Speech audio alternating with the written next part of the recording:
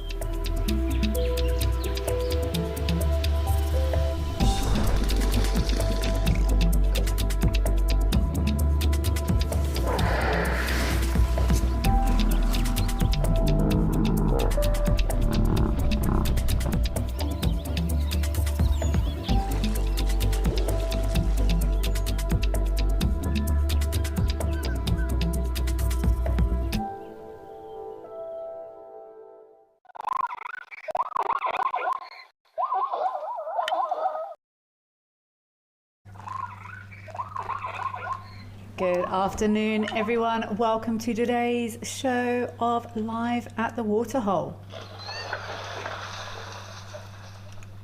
This feels like a new image I don't recognise. We have been seeing lots of images from Moella, but it looks like this water's dropped.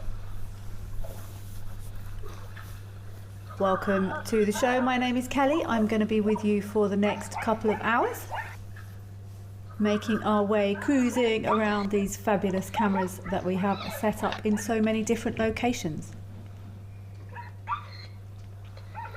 We've been hearing some very vocal zebra here at Moella in Botswana. I'm sure today is going to be no difference. Thank you all so much for joining us today. Please remember that we are completely live and totally interactive. Still very vocal, these zebra. We love to hear from everyone out there. Wherever you may be watching or listening from, please do get in touch. You can send your questions or comments to wildearth.tv/questions.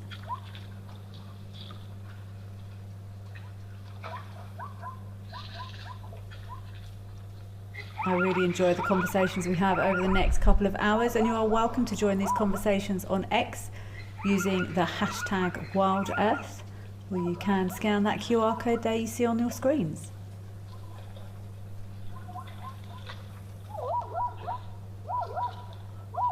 A great opportunity for everyone to get involved also via WhatsApp on +27 786 302 336. Oh, I felt like I was on a talk show then, or a telesale shopping line. We are definitely not doing that, but we are hoping to hear lots of thoughts from all of you on what we are seeing on some of these cameras, or indeed other asides. I see this next couple of hours as a great learning opportunity for everyone, a great time for everyone to get involved on topics that they're all equally interested in. Joanne Mello, happy Thursday to you too. You're saying happy Thursday, Wild Earth and Kelly. Happy Thursday to you too, Joanne Mello.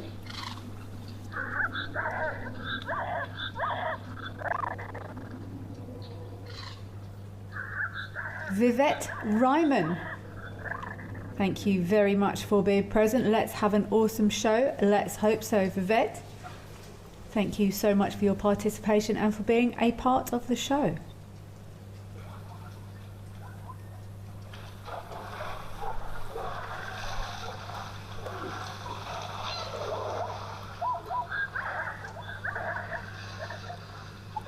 Ginlin, thank you so much for joining us. Watching the waterholes today. Moella has zebra coming and going. It's a great meeting place. It is indeed a great meeting place. Also a great place for listening to the natural sounds around a waterhole. This is a great meeting place, Ginlin, for zebra at the moment, and there's lots of zebra sounds we are getting, especially here from Morella at the moment. Erica, oh no, hello, hi. Happy Thursday to you too, Erica. Chilly here in Cape Town. It's been cool here in the Lowveld as well, Erica. There was a rumour that it hit 0 the other day, but it's definitely. I know. I was under a blanket last night while I was watching TV. That's how chilly it is in the Lowveld, which is most unusual. BBC, are you sure it's not live at the muck pit? This is quite low here, this water. I'm not sure what's going on here. We are not privy to sort of times and things like that, but this water has definitely dropped. It will be interesting to see if this water level does come up again. Fuzzy Dunlop, looks like a thirsty Thursdays for these zebra. It does. They're sort of loitering around the edges of this, I was going to call it a pan, but maybe not so much.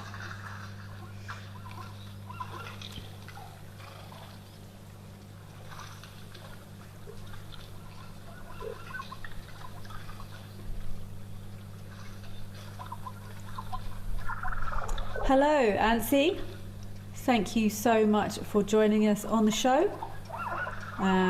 It is indeed lovely to see these zebra here, and I am very glad that this is one of your most favourite programmes. Thank you for being a part of it.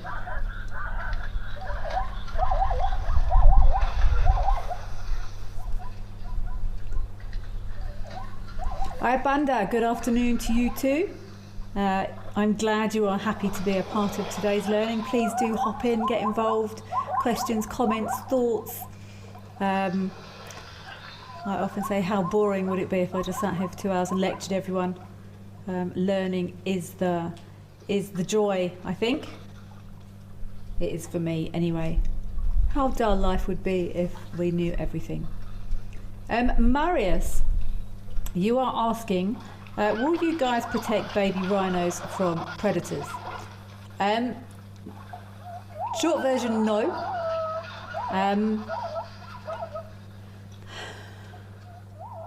No. There is, if there's predators and rhinos, baby or otherwise, in the same location, it's normally a natural environment, and humans would not get involved in a natural environment. The only time they would get involved is if an injury or problem was deemed to be caused by humans, which then allows is the wrong word, means human intervention is considered ethical.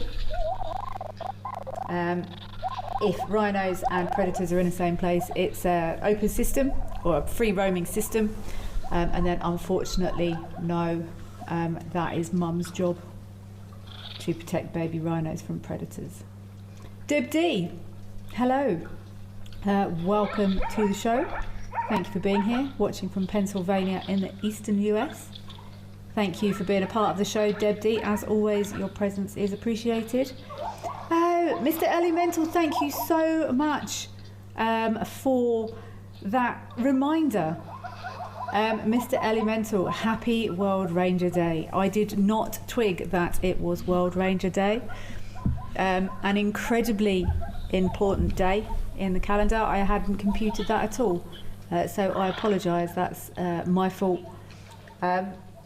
World Ranger Day is a day to, every day should be a day to recognise the incredible work that is done by rangers all over the world, not just in Africa. Protecting wildlife in sometimes incredibly dangerous conditions, often very inhospitable conditions. They do an incredible job. For me, this might be slightly controversial, but I'm going to take a chance and say it anyway. For me, this day is about recognising anti-poaching or conservation rangers. People like myself and lots of other what I call field guides out there We get the glamorous end. There is so much work that goes on to allow us to do what we do. Some people use the phrase rangers or field guides interchangeably. I do not. I am not a ranger. I would say I am a field guide or a guide, and World Rangers Day is for recognising the business end of conservation, in my personal opinion anyway.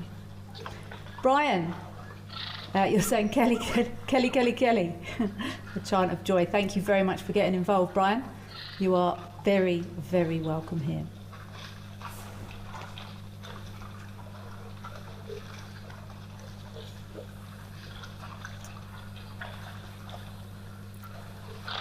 Okay, introductions done. Let's head across to Rosie's pan.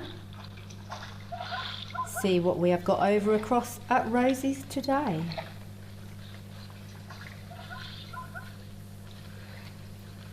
Ooh!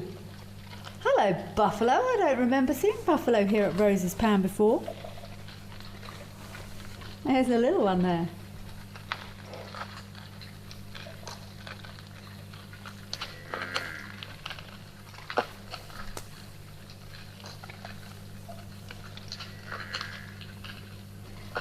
BBC, you're saying, joking aside, isn't this pan augmented? I assume you mean sort of man-made or man-pumped. Most of the water we're seeing on most of these cameras, there's so many cameras, is normally pumped. That one at Moella, I'm not entirely sure of time frames. Different regions, different areas adjust water requirements and levels and input. I would assume in accordance with strict ecological guidelines or research. They might increase water levels, they might reduce water levels. It could be that they've reduced that pan for whatever reason. So I'm not entirely sure when or if that will fill up. So for now, BBC, any chance of seeing reactions during augmentation? I assume you mean pumping. Keep your eyes on the cameras. I'm not sure if or when that will happen. Lovely to see these buffalo here at Rosie's though.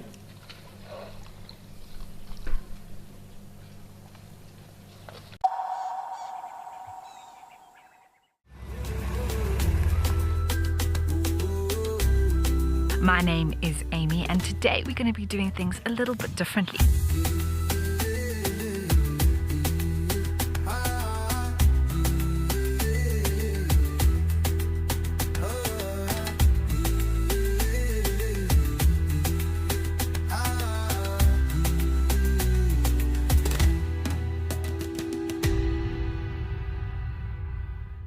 The Wild Earth Impact Foundation is a non-profit that uses the power of wildlife storytelling as a force for good.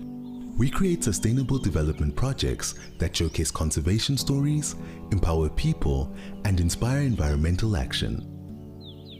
As a registered South African PBO, you can make a tax-deductible donation to the Wild Earth Impact Foundation. To find out more, visit our website. My full name is Maxine Gaines. Best part of the job, gosh, I just love everything about guiding. I love being able to observe animal behavior and animals behaving naturally. So for me, that's by far the best part of the job. And so what we do here at Wild Earth is develop those connections with the people that are viewing, and maybe just light a little spark that says, you know what, I want to be involved in protecting this ecosystem.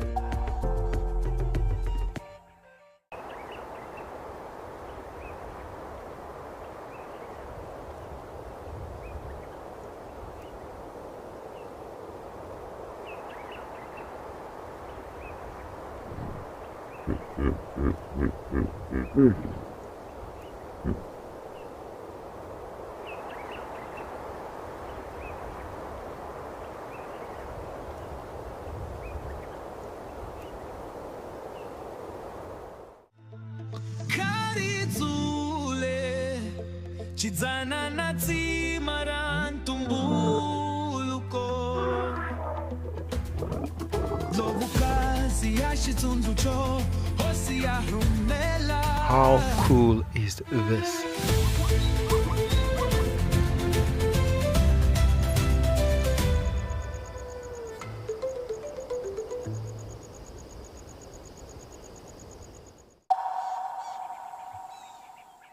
Yay, Rosie's pan.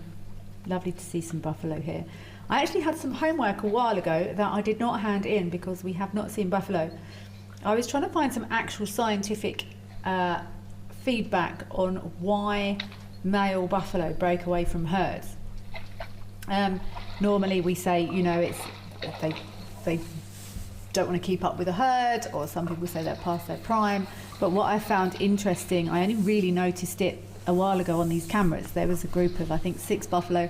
There was a couple, they were not past their prime, and that's what prompted me to investigate further. They were big, strong, healthy male buffalo. And on doing some reading, I actually found out that sometimes even prime herd male members during the dry season will break away. The herds will fragment a little bit because there's not as many water resources, not as many food resources, and herds and individuals can fragment a little bit. I assume too, you know, if you've got 100 buffalo drinking out a puddle or 20 buffalo drinking out a puddle, the latter is probably preferable. And then when those resources increase again, those herds will sort of increase in numbers again. They'll reform, they'll defragment. Is that a word? Defragment? And healthy, fit, virile, leading male buffalo will sometimes go hang out with the older gentlemen until resources have improved again. And I didn't know that, but that's what prompted me to think, because we normally say, you know, if they're older or slower. But I noticed the other day there was a couple of very fine looking male buffalo that in no way looked slow or reduced in capabilities, which prompted me to go and do some reading. So yeah, I didn't know that, but it makes complete sense. If you've got, I don't know, I'm just going to pick a random number, 100 kilograms of grass or vegetable matter in a 5 square kilometre radius, and you've got 100 buffalo on it, it's not going to last very long. But if there's only 20 buffalo in that area, then that is preferable.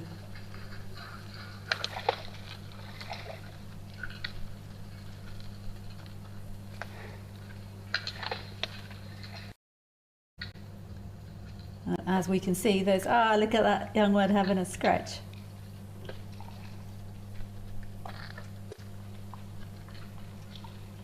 I've actually noticed, I wonder why that would be. Baby animals often seem quite itchy.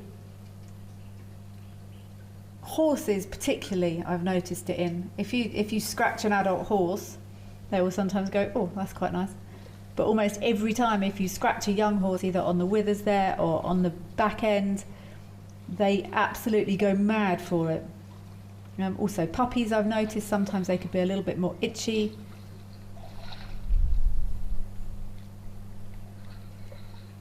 Not sort of, you know, not flea or mange related or anything like that, just, you know, even in healthy animals. I'm just trying to think how often you see young wild animals being a little bit itchier or scratchier than adults.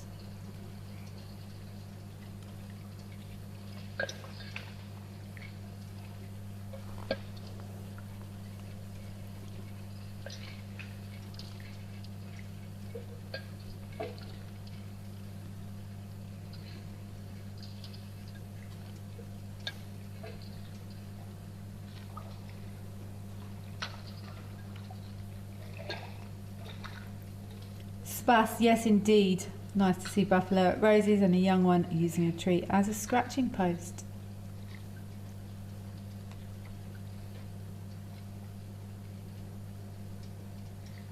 There's something quite satisfying about watching an animal having a really good scratch. But I've seen it on a couple of occasions. Once an elephant, they felt, you think how hard or solid something needs to be to tolerate the weight of a... What's that? Is that a hippo? I'm not gonna...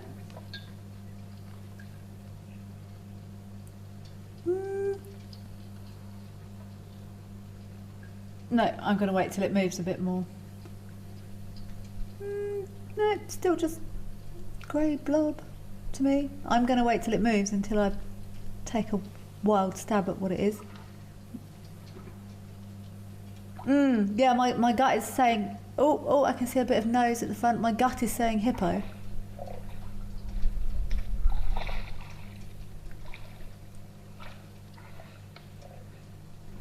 Well, that doesn't help me much, does it?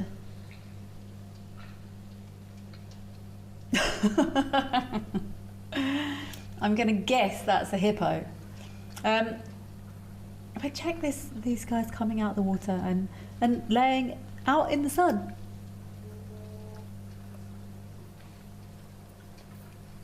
As I always say, next time you hear someone say, oh, hippos don't come out of the water in the daytime. Assuming that is a hippo, it could be various things, but let's go with hippo.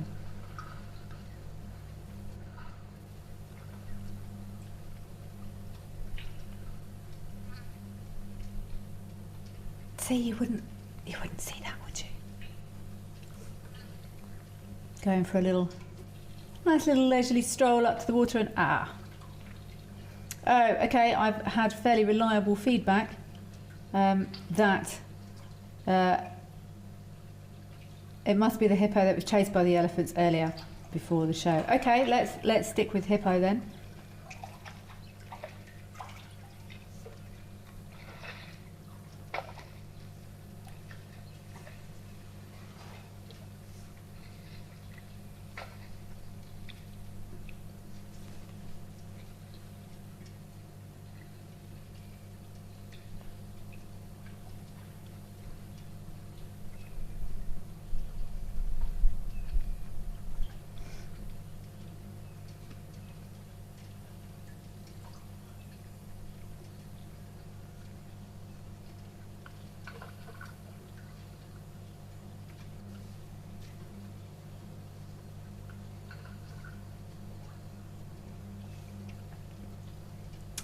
Shelley, you're asking, how does TB spread within buffalo? It can be spread in a few ways, Shelley. Either food or water, so it can be ingested. Also, I think it can be spread from mum to calf, I think, but don't quote me on it. Any sort of direct contact, so if they're sort of nose to nose, it's quite contagious actually, or sort of on the air, so coughing, sneezing. But yeah, so if, for example, one of these buffalo had TB, they're drinking out the same water, their nose to tail, their nose to nose, is quite infectious. It can also, I think it can be spread sort of through the ground, almost through the environment, especially if it's harboured in a moist medium. So yeah, it's not ideal, Shelley.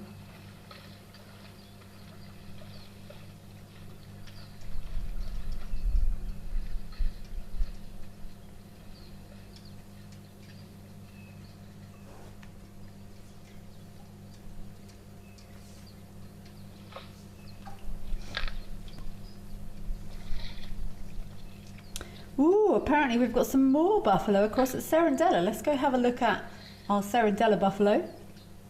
There was a, let's see, there was a few old bulls that were lying in the shade at Serendella the other day. Let's see what we've got happening across there today. Oliphants West, where these guys are, probably 30 minutes from where I'm sitting, and Serendella probably 45 minutes to an hour away.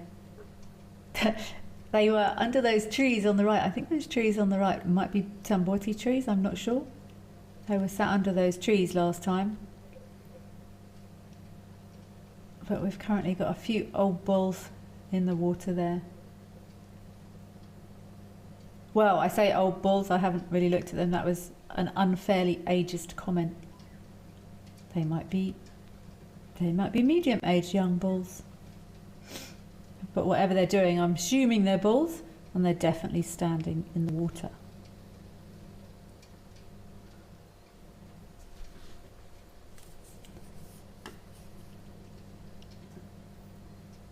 See, now these males, I would suggest looking at their coats, their body condition. I mean, they're still absolute units, but gauging on their coats and their condition, I would say these boys probably are on the more mature side. Never wanna judge.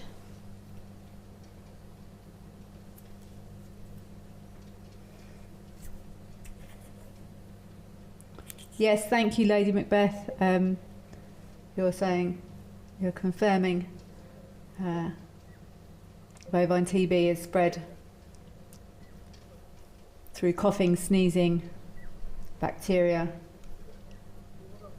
and also close contact between animals. Thank you.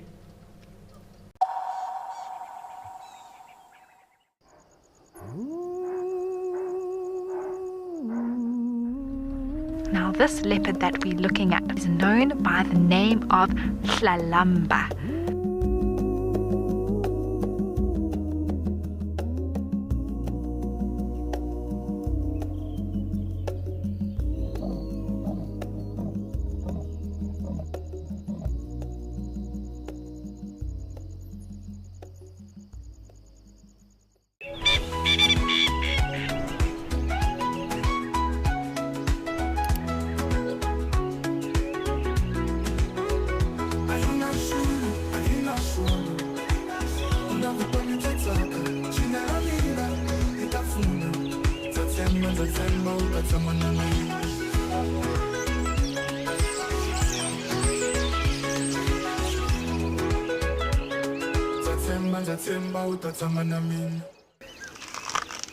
Would you like to know what an elephant's favourite food is? You could ask me questions like that in real time.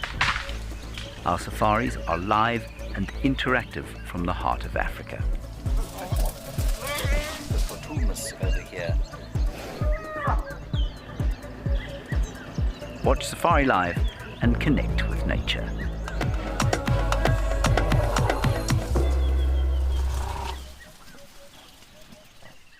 Join our expert guides at dawn for a live, immersive safari as the bush comes to life.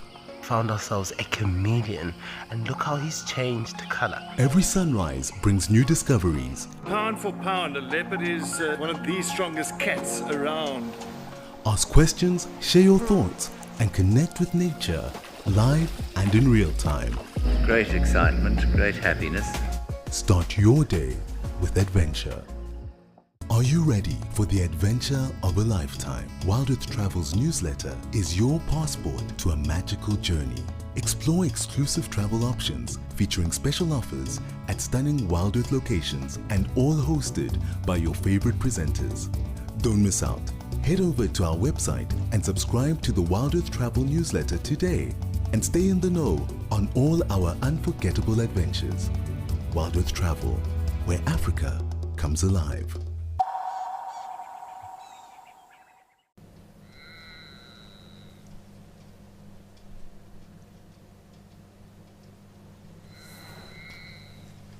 And it's great because the more reserves that drop fences, the more, I see these buffalo are going to go and sit under those trees now. The more reserves that drop fences, the more space animals have to be free in. So they can move more to find water resources, they can move to find food resources. It helps with the genetics in an area because lions will walk 100 kilometres south because they've been chased away, but then their genetics will be carried into a more southerly pride. It's really, really good for conservation. The fewer fences, the better, in my opinion.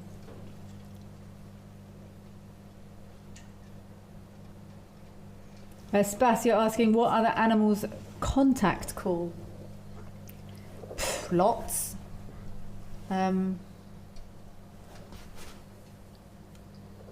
I think I'd probably be more inclined to ask what animals don't contact call. Giraffe are quite quiet, but lots: buffalo, leopard, monkeys, birds.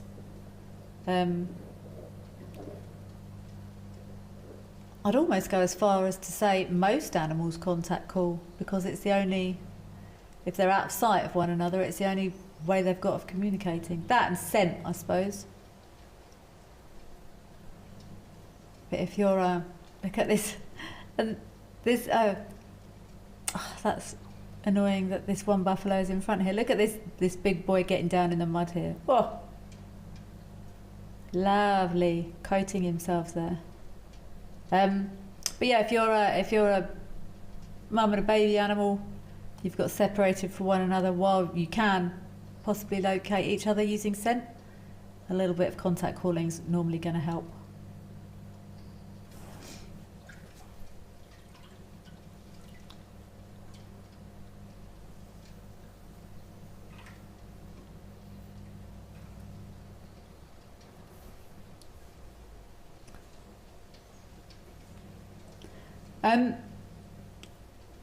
In front of me here, I've got Brain, but it could be Brian. But whoever you are who is asking, do animals experience discomfort or pain when growing teeth or developing horns?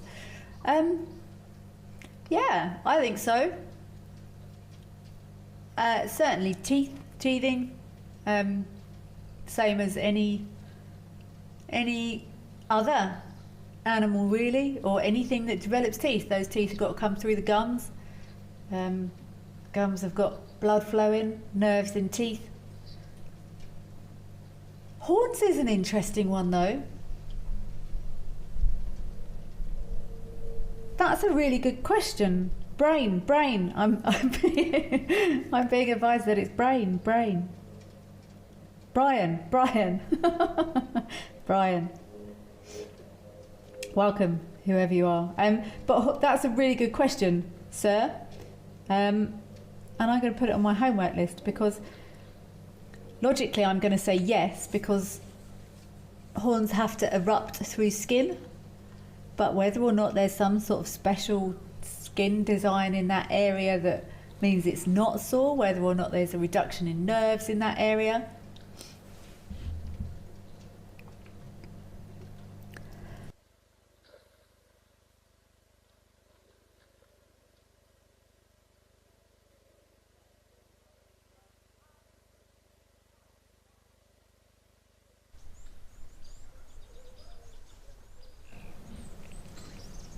Oh, sorry, I just had a massive cough. It could be that there's a reduction in nerves in that specific area. I'm not sure. Brian? Check. I'm going to put it on my homework list. Check if horns hurt. That is my current homework, because that's really interesting, and it wouldn't surprise me if nature was clever enough to come up with a solution, or at least a mitigating circumstance for that. But I don't know. Teeth, I would say yes, because it has to come through gums. But horns, I don't know.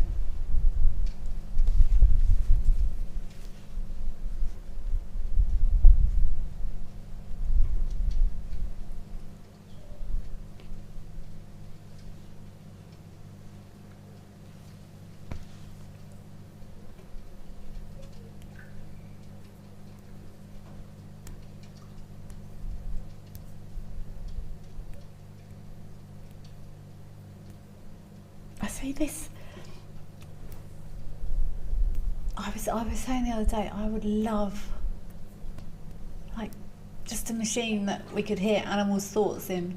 We had sort of maybe the entire machine had a lifespan of 30 minutes, and we could translate any animal or what they were thinking for 30 minutes in total. You could either pick one animal and translate that animal for 30 minutes, or you could like swap around different species.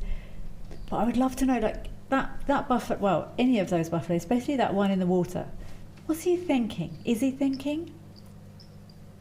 Or is he literally just standing there with completely empty head? Is he thinking, nice and cool in here? And it wouldn't surprise me with well, no, I don't know if that, well, I don't, but we didn't think AI would be possible, did we? We didn't think internet would be possible at one stage. We didn't think getting to the moon would be possible. I don't know how you would ever implement or develop a machine that could do that. I think we could just learn so much from animals though. He doesn't look like he's thinking anything, does he? I think he's just standing there, just buffaloing. Is he thinking, get out my ear? Or is he just instinctively flicking his ear to get the birds off? Is that, what oxpecker's that? I thought maybe that was a yellow, but look how thin his fur is. He's quite sort of, I was going to say balding, but that seems a bit unfair. His hair is very thin or missing around his face there.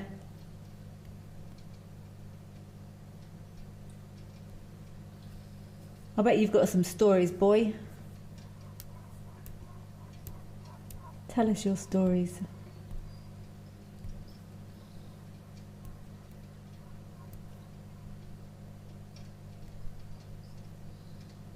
I know, I think that is a... maybe it was a yellow-billed... I couldn't quite see. I thought maybe that was a yellow-billed oxpecker then. We seem to be seeing more yellow-billed oxpeckers. 10 years ago, it was very, very exciting to see a yellow-billed oxpecker.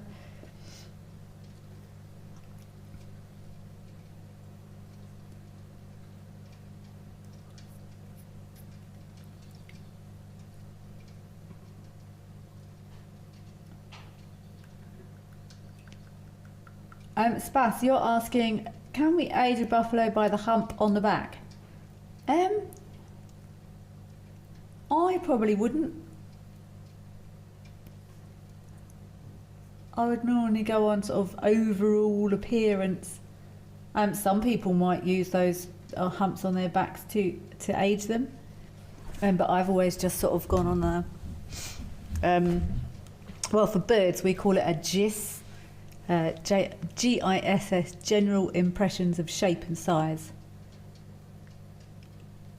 I normally go on what they're doing and their general appearance rather than if a hump's between 15 and 20 centimetres then it makes them X age.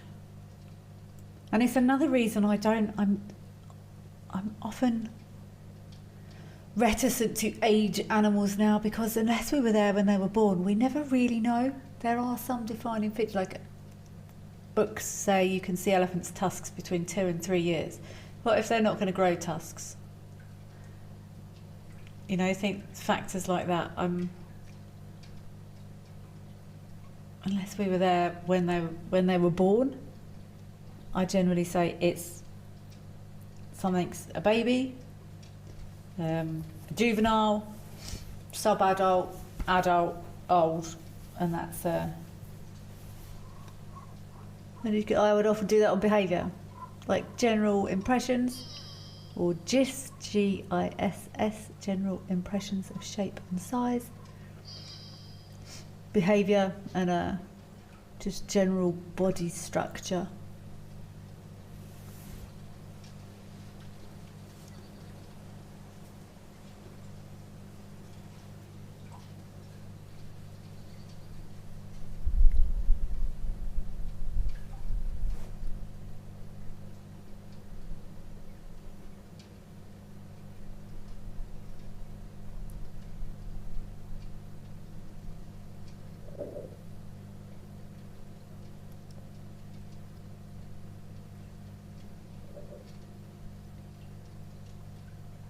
Let's leave these older gentlemen to go about their day and head across to Camelthorne. See, I almost guarantee we've got some hippos there. Let's see. EJ, oh, okay, I'm sure there's some hippos here somewhere, but this is exciting. I don't recall really seeing wildebeest here before. EJ, you're saying that buffalo is wondering how long he has to stand there before his tourist duty's over. I wonder if they do think that.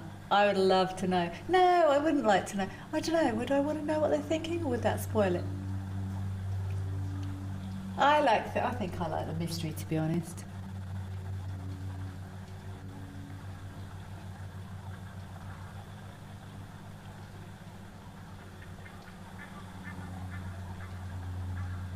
Erica, oh no, you're asking, has anyone observed them rub their heads where the horns erupt? And you think they all think, I think that you think they all think.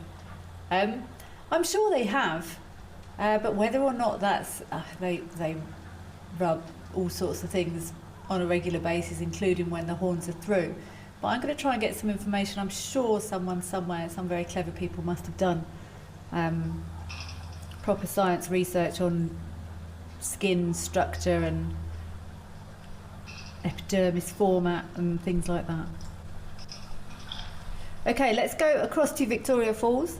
I waffle too long and we miss the feeding, so let's go straight across to Victoria Falls. Cool to see these wildebeest at Camelthorne though. I don't think I recall seeing wildebeest here before, but they're definitely here now.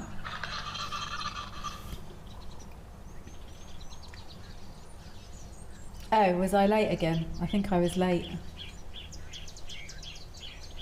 My favourite thing at the moment here is I'm really enjoying watching the marabou storks.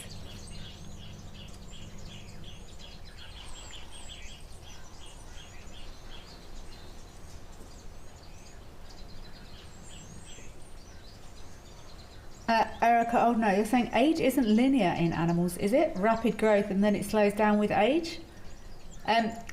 Physicality, like physical growth,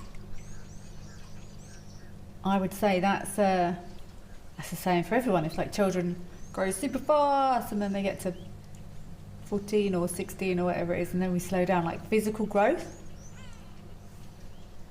But I guess it's all relative to lifespans, I suppose. Look, watch these marabou storks. Don't watch the vultures, watch these marabou storks, this one at the bottom. I find them very awkward and entertaining at the moment. Look, there's another one at the top.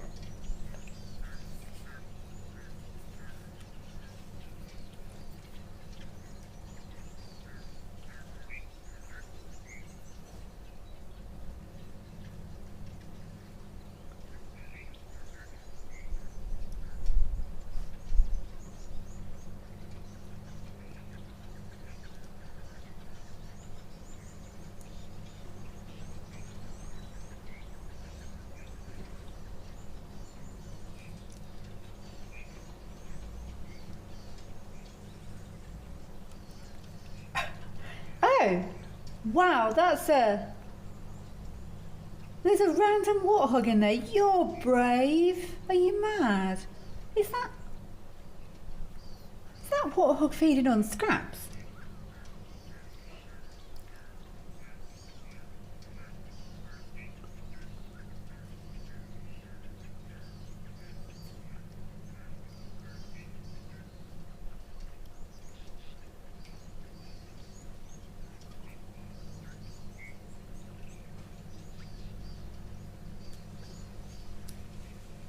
Darkman Lover, you're saying, you're asking where in Africa do they have, or where do they have, where is the highest concentration of wildebeest? That'll be up in the Serengeti Mara area of Africa.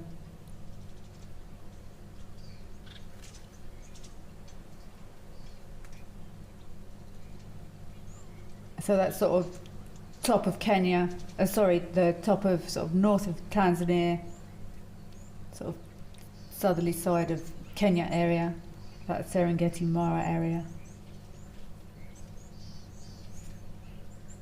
I want to know what that warthog's doing. Can we get in any closer? What's that warthog doing? Is it?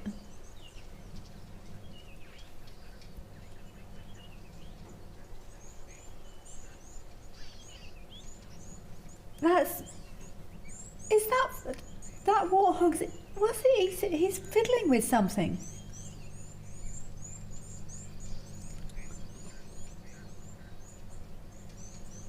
Was that? Warthog snacking on vulture food. Because look, those vultures have gone to that now.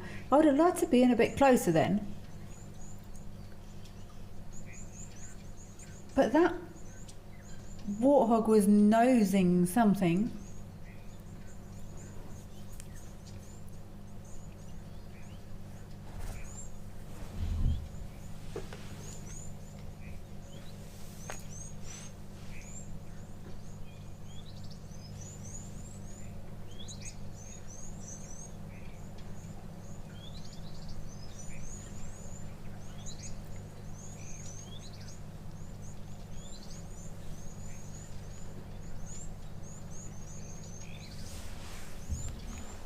Absolutely cool as a cucumber. Join me for a magical safari to India, a wildly exotic land of tigers, temples and Kipling. To start, we'll head to Pench and then to Doba to look for the famed Bengal tiger, as well as deer in the dappled forests, sloth bears and countless birds. We'll stay in stunning eco-lodges that blend luxury with a light footprint. Our Indian adventure culminates in Agra with a sunrise visit to the Taj Mahal.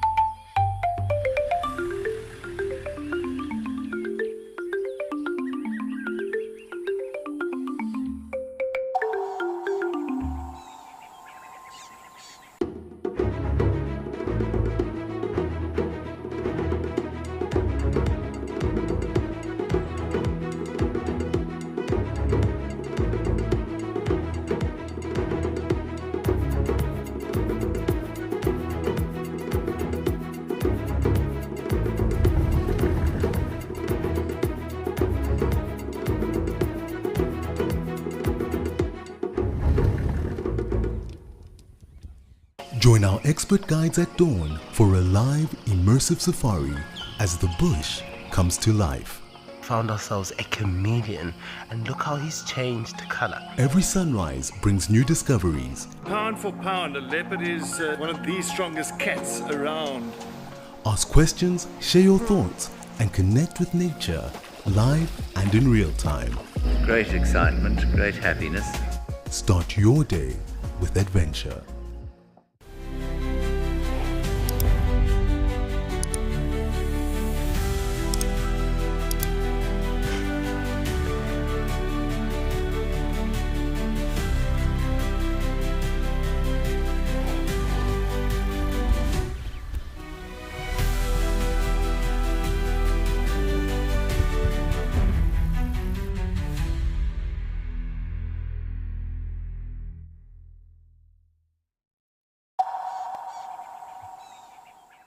Of leopards feeding on termites. You watch something long enough, and if it's hungry enough, many things will eat lots of stuff.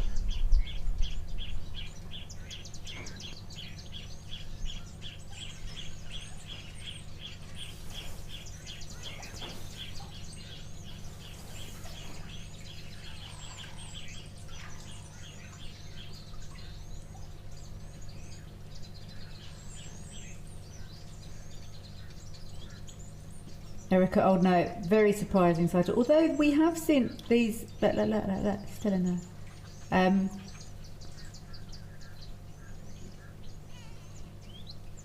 I just find the nonchalance quite interesting. Let the vultures give way.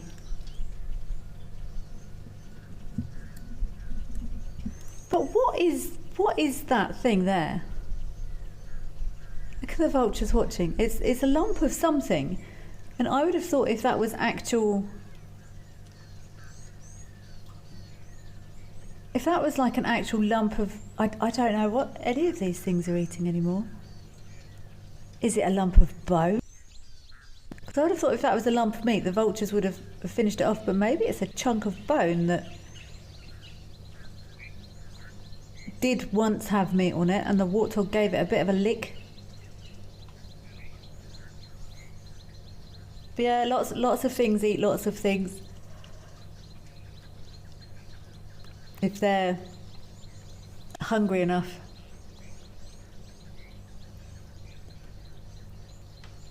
If it's got nutrition in, then why not? I mean, many things have a preferred diet.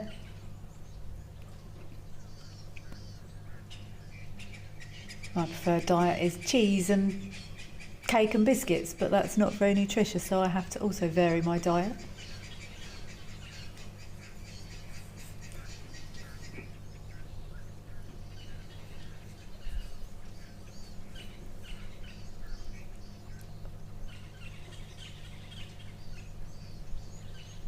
I've also just noticed on these marabous, they've got it's like a red air sac that they've got around the back of their necks, but we don't normally get a chance to see it. Normally if you're on the ground, either marabous are flying or they're up in a tree or something, which means you can't see the back of their neck. But this is a lovely opportunity here to see that red. It's actually a sort of air sac that helps with some temperature regulation. They'll also sometimes use it for display, but we don't know always the way. They've all wandered off now. Let's see if another marabou strolls back into view. But this is a nice angle to be able to, you don't normally get this angle on a marabou, put it that way.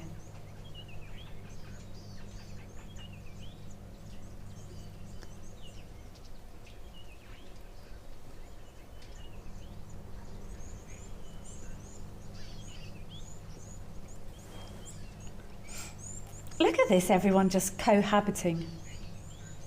I think that's maybe a chunk of bone there that warthog's had a bit of a lick at.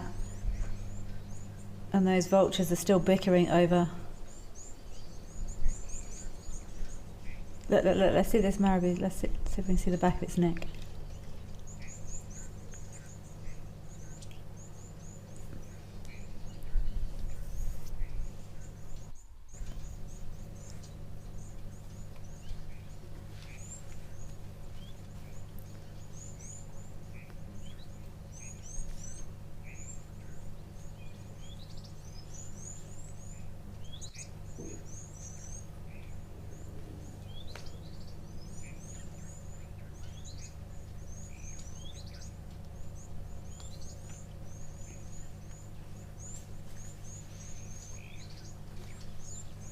Very curious looking creatures, these marabous, hey?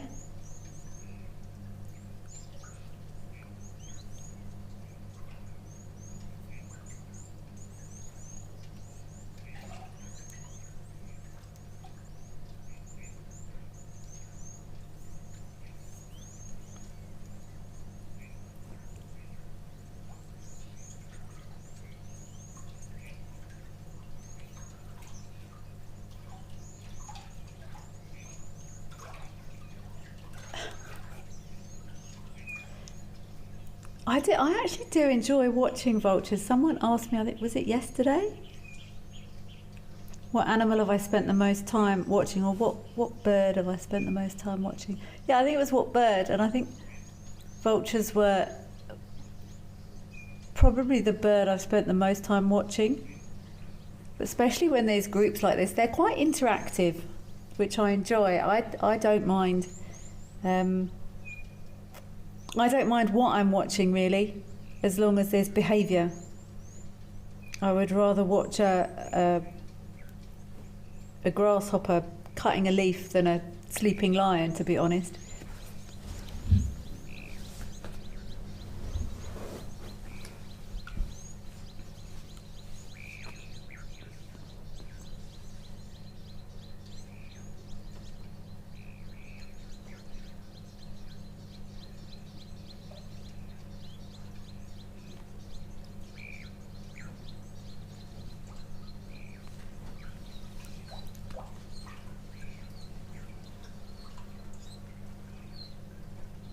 Okay, let's go across to Tau.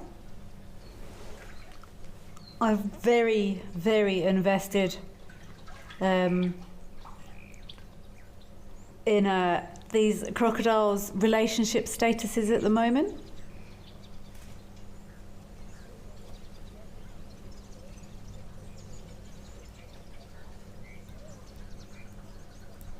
always something happening here. Piece 2, yeah. Do they have a roundabout number of how many vultures are fed there? I think it's about 300, somewhere around there. I mean, obviously it fluctuates.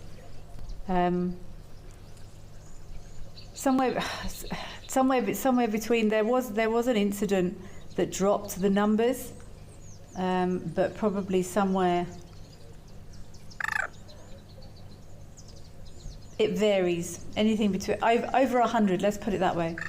Over 100 up to 300, depending on. Hi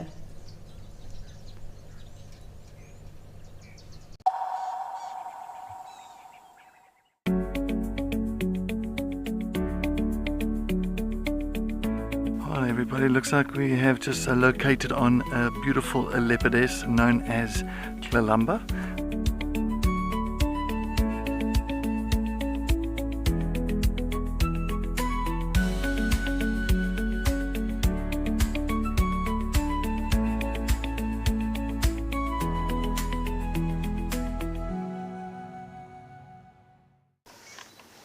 Even a hyena coming into the action as well now. Oh my word! She's stalking the hyena now. Leopard, hyena, lion, all together in one shot. Oh. Whoa. This is action-packed.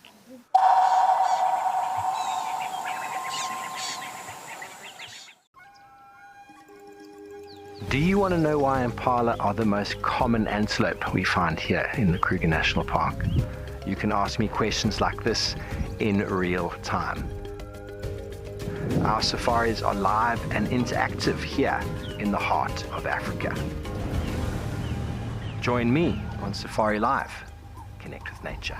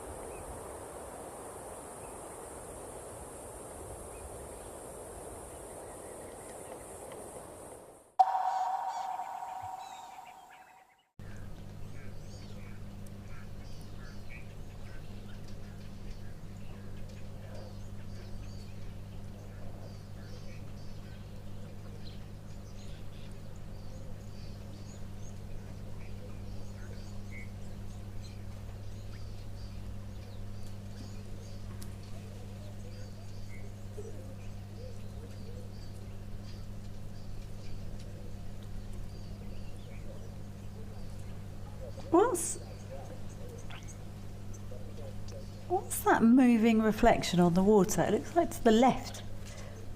Or is that this water bug? It almost looked like a move.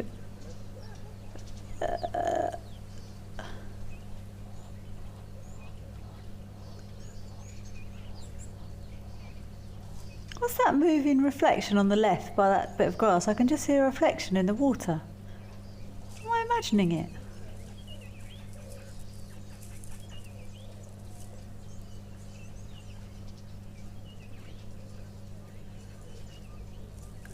This water bug so knows that crocodile's there.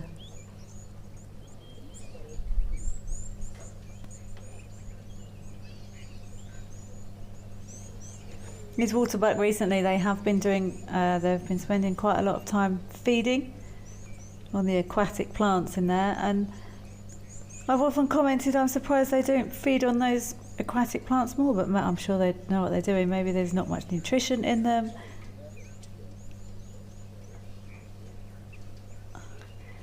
Oh, it's that elephant reflection. That was really confusing. Okay, that makes sense. That elephant away back there up on that little rise bit was reflecting in the water, but there was no animal next to the water. That was confusing. Oh, look at these two water bugs having an interaction here. I don't see that very often. Is that two males? Who are they? Oh, look, there's someone else getting involved.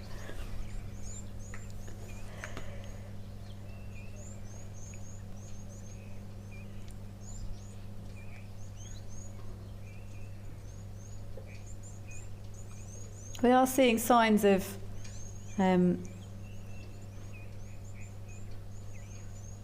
interest in breeding in many species of things at the moment. So we are in, wow, it's nearly August actually, isn't it? It's August tomorrow. So we know impala babies often come around about November, so our rut has finished in the impala. And while many of these, lots of herbivores aren't quite as structured as the impala breeding seasons, nature, it makes sense if possible, not in every case, but for baby things to arrive when there's good resources. I was actually talking to someone yesterday and we were saying how much it feels like the rain's in this area anyway. And Medikwe Game Reserve, similar sort of weather patterns to this area. It's a different, little bit of a different biome, but the rainy seasons are similar. It felt like the rains have actually come later in recent years.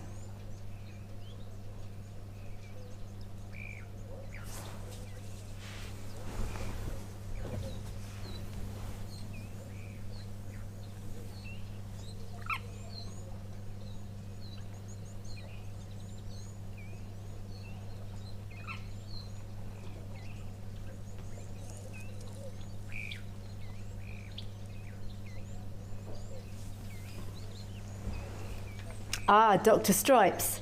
Thank you. Yes, touching back on yesterday's theme, what animals are like their name or their attributes.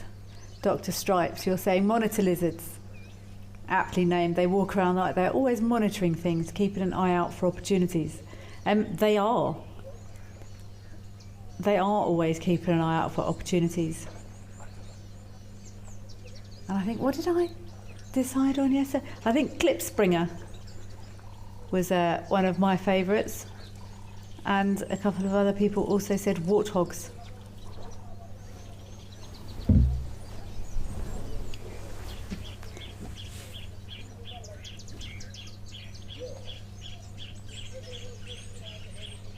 Mr. HUAE 87.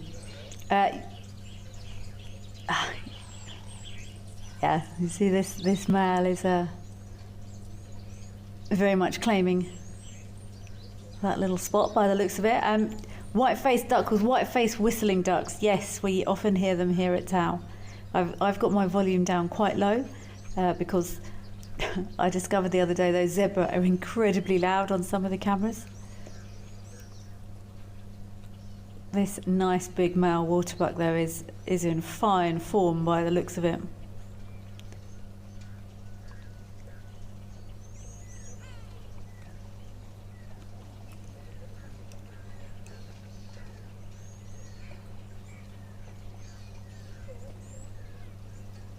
Robert 4217, you're saying I've never seen lions at Tau Lodge on this camera during any of these shows, but I've seen lions at Tau Lodge many times in the past. I think part of especially here, there was more trees here 10 years ago or 12 years ago around the edge of the water, but elephants have made their mark. And there's no shade for lions here during the day.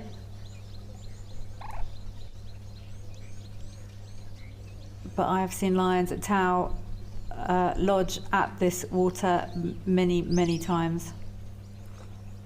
I've probably seen lions at this water more than any other single location ever. I worked here for 3 years, just over 3 years. So there's not many trees there left anymore. There was quite a few here. I'm sure you could go, if you're able to go back and look on the, I'm not sure if we've got 10 years historical data, that would be interesting actually to get a shot of this 10 years ago, because there was a camera here when I was working there. But elephants have definitely had an impact on the topography around this water here. You see how excited they all got then when they came in? Yay, time for a drink. Oh, these waterbuck are back in the water.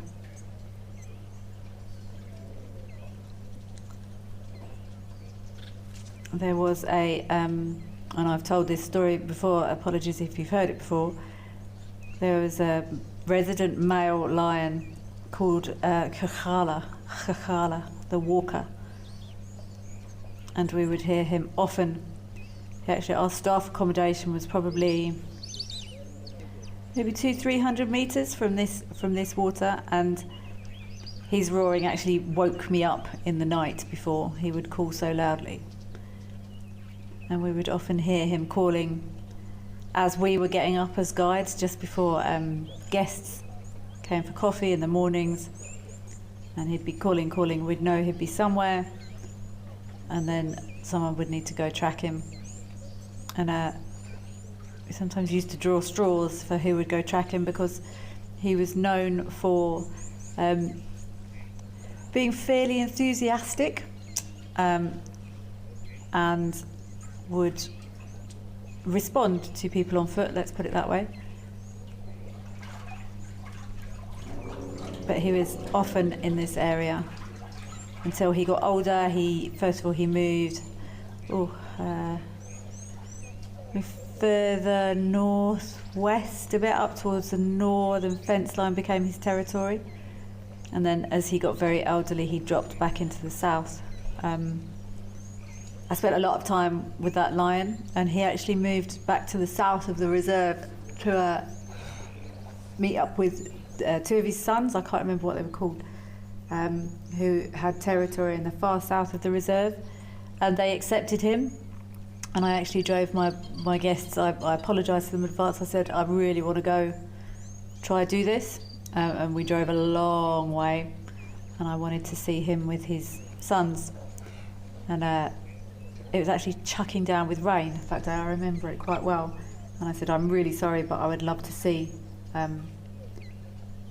this situation with this old boy and his sons. And it was pouring with rain. I thought, oh, we're never going to find them, and we did.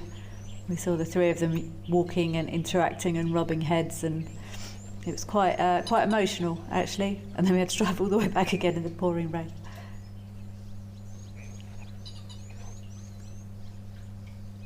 And he was found. He was ultimately killed by I think the story goes, don't quote me on it, there was a third lion that wasn't his son, and I think between that lion and in the end his two sons, it was his time.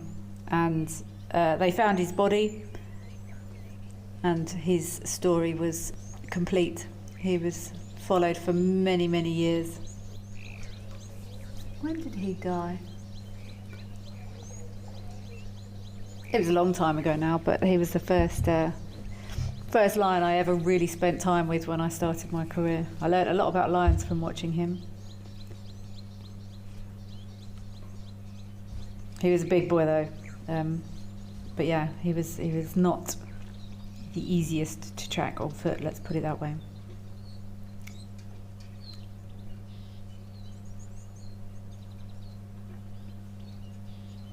Erica Oldnow, you've observed duikers mating here in the Western Cape at the same time as the summer rainfall region, so it must be dependent on the sun and not rainfall.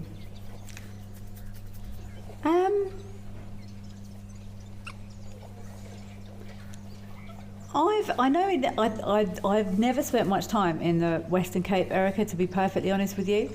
I understand how I understand lots of the seasonal behaviours in my area of operation, and the way I've always viewed it. I've seen, if not mating, then courting Dacre here recently, preceding more resource abundance than rainfall.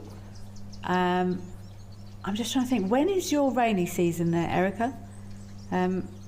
Rain to me equals resources, so I normally base it on resource availability, but I'm not sure when your rainy season is there in the Western Cape, Erica. That's probably got some bearing on it. Eskia, the waterbuck aren't on crocodile menus because they don't seem scared. They can be. They're going in there quite deep now. They can be on menus. I'm not sure why they're trying to get over there though. They seem. Why are they trying to get forward so much? This is interesting. Let's watch this a second. Are they trying to get to a particular plant through there? That looks like a bit of an effort to walk through that mud. Or are they trying to get out?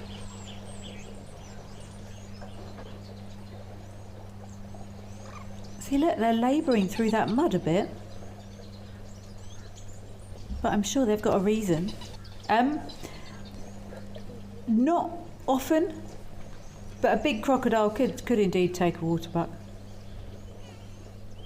Wildlife lady, lovely scene here at Tau, would make a super jigsaw puzzle, super 1,000-piece jigsaw puzzle. It wouldn't be an easy jigsaw puzzle. Why were those waterbucks so desperate to get through that really difficult bit of terrain? I don't know where they've gone, so I'm not sure. See, are they getting...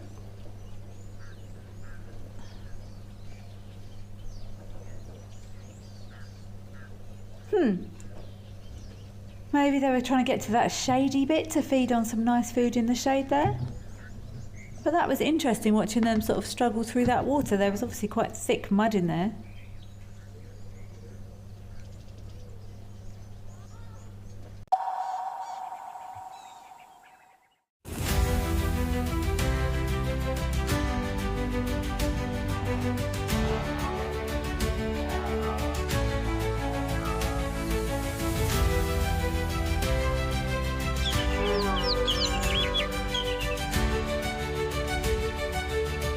This is an unbelievable afternoon.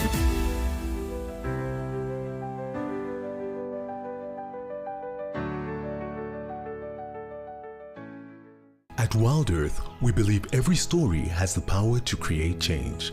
That's why we've launched the Wild Earth Impact Foundation, a non-profit dedicated to conservation and social impact. By showcasing conservation stories, we can change lives, protect nature, and empower communities. We have partnered with Empowers Africa to accept tax-deductible donations from US donors. Your donation will help fund critical programs that support our mission. Join us and be part of the change. Would you like to know at what age a buffalo calf gets its horns? These are questions that you can ask me in real time. Our safaris are live and interactive here in the heart of Africa.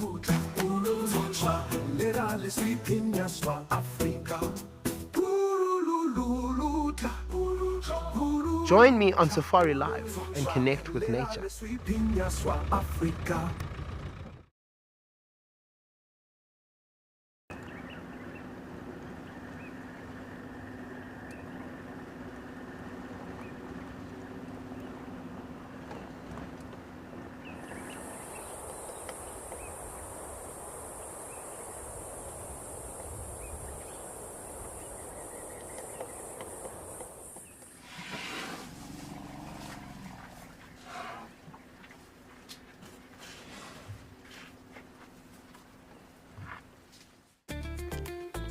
Out here, every wild moment counts, and as a Wild Earth explorer, you won't miss a thing.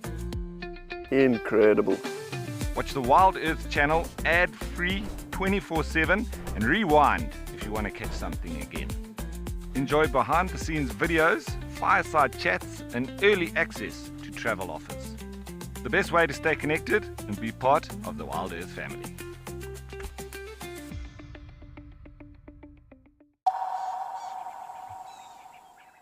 And I believe it's happening more and more quickly to hopefully get the information more and more correct to make more informed decisions and management plans. But invariably, people and conservationists and ecologists sometimes get things wrong. They can only work with the information they've got in front of them, or the information they've been provided with, or the information that's been recorded, to make those decisions. And yeah, sometimes we get it wrong. And I actually sometimes feel for people who have to make those tough decisions, because ultimately, if they do get it wrong, it can have disastrous consequences for wildlife, which is obviously absolutely tragic. But B, they get absolutely vilified for it.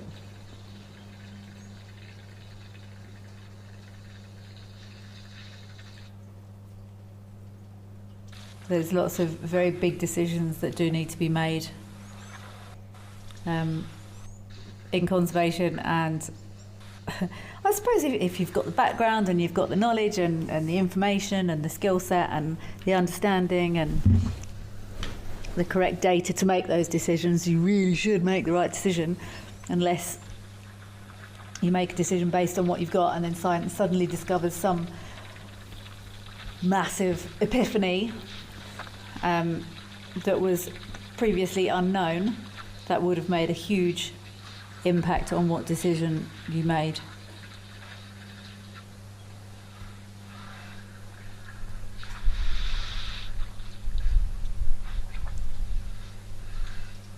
Yeah, I wouldn't want to do it, put it that way.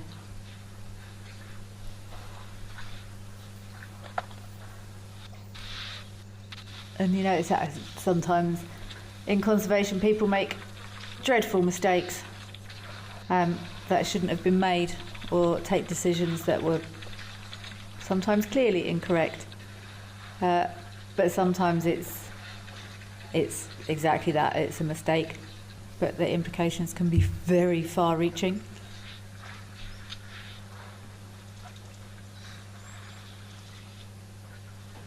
I can imagine being the person responsible for making a decision like, should we cull giraffes or something, and someone, maybe in conjunction with a couple of other people, they have to ultimately sign a piece of paper that says, yes, we've looked at this information, la la la la, and then they follow through with that decision, and as a result, giraffes become extinct or something. Imagine having made that decision and causing that knock-on effect because you got it a bit wrong.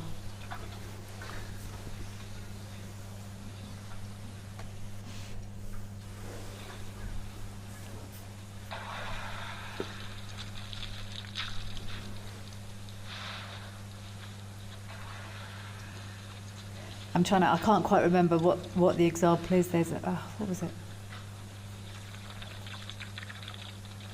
Is it?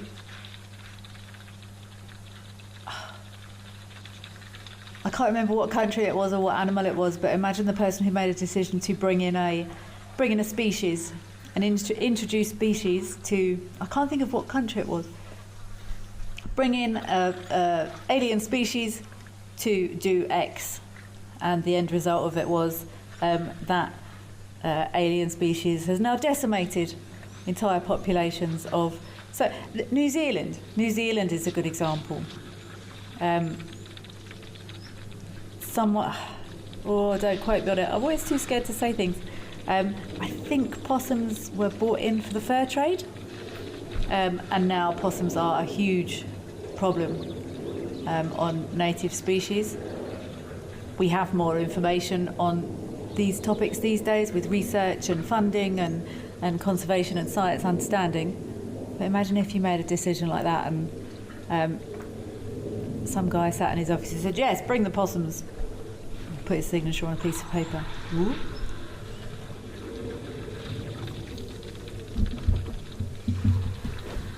I think we've got a couple of people that... Have we got people watching from New Zealand? If you are, please, you are more than welcome to correct me either way on that. Kelly, what do you think the diameter of the waterhole is at Aldonio? Oh my goodness. I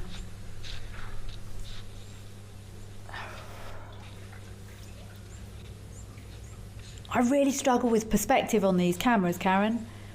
I feel like that waterhole isn't more than... Right, how big's that elephant? Let's wait till he puts his trunk in so I can see, get an actual perspective on it. And then I'm going to look at... I mean, it doesn't look any more than 10 metres? Because when an elephant's standing in it, it's quite full. It looks to me, anyway. That would be my guess, Karen. If anyone has statistics around the diameter of the waterhole at Aldonio, you're welcome to correct me. But yeah, like if that elephant stood in it, it feels to me like it would be quite full.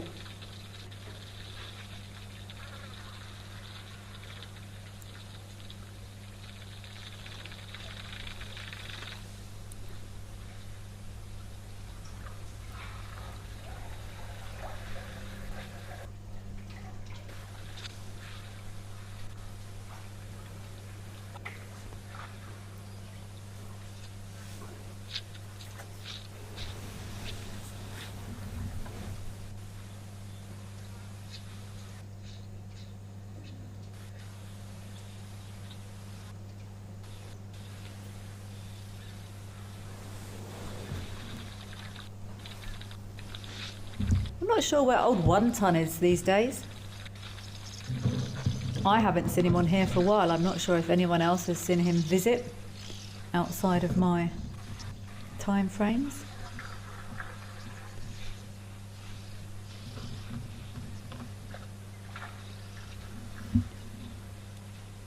There we go, BBC. I'd love to know if you're actually the BBC. I kind of hope so. The UK is an example, mink and grey squirrels, cane toads in Australia, in fact, all over the globe. Domestic cats were introduced with disastrous results. There's so many examples.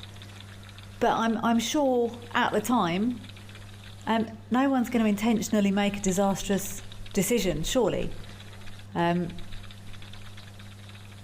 And you know, science is advancing and we do have better knowledge and better insight into things.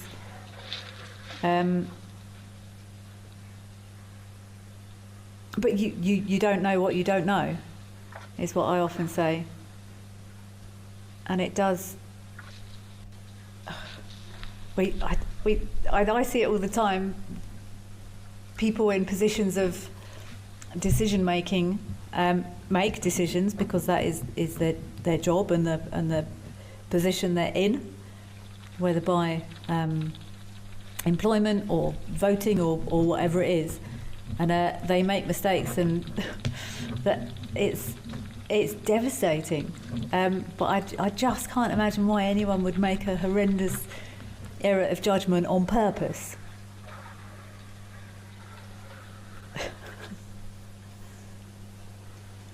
Moonbeam Smith, Australia with cane toads. Yeah, that's the other example I was thinking of. Let's go across to Stony Point. Let's see if we've got some dussies across there today. Erica Oldknow is saying, imagine if animals held our survival in their hands. Yeah, let's not go there.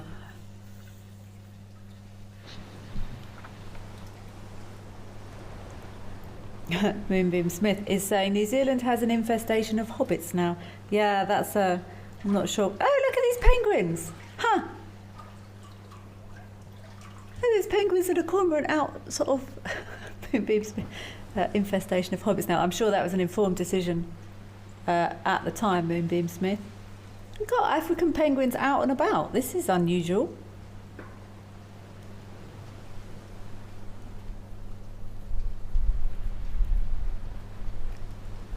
Piece 2, yeah. You're saying elephants are one of the most beautiful animals in your opinion. You just don't know how anyone could ever harm them. It's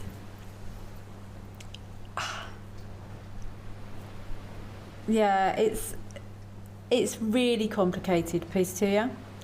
I'm not I'm not prepared to go deep into these subjects. But there are there's so many facets to everything, and one example is if a rural population and they have one field of corn to sustain them for a year and their families, and that's all they've got to eat, and an elephant eats their corn, what is the solution? There's solutions that there are no clear answers for. But hopefully as science progresses and awareness is improved. For years we've shared virtual wildlife. Now let's experience it for real.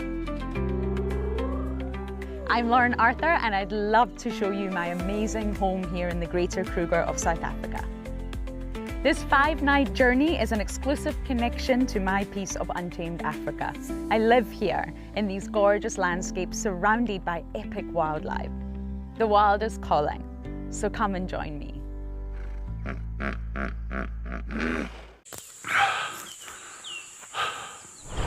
What does it take to handle the wild? Balance.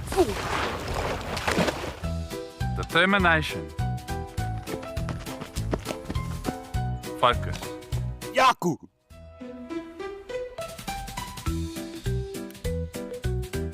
And gear that can take a beating so you don't have to.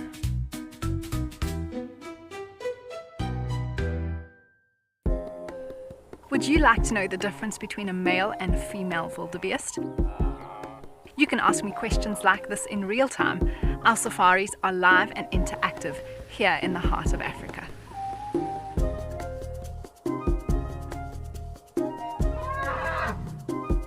Join me on Safari Live and connect with nature.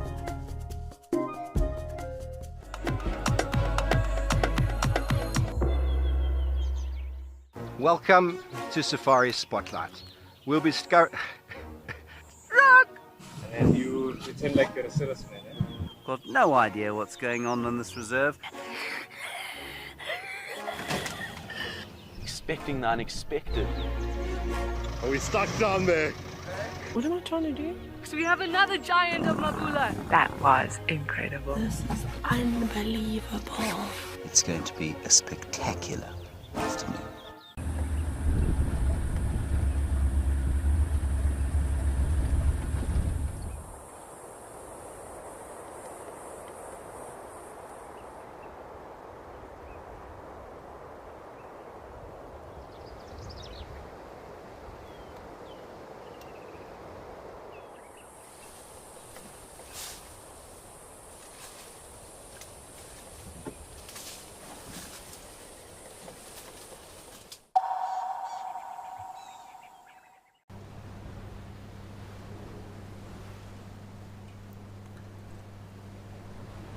No Dussies today. Who was it at the start of the show? Someone said it was freezing in Cape Town.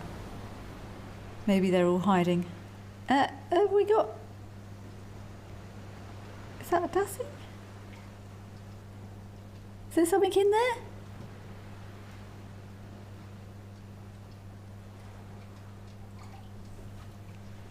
Is there something in there that I can't see? Oh, okay. Thank you very much. Thank you very much, in my ear. I could not see that, Dussie, so well spotted. Maybe they are all snuggling down while they're not. Obviously, they are mammals. but they're not massive, and Cape Town is freezing, so I'm pretty sure they are snuggled. Oh, I see. Okay, I've got it now. Sorry, FC, I was being slow, but I could just see its little nose. Is that a nose? That looks like a... there we go. Okay, I get it. There's his little nose. There we go. There's his little nose.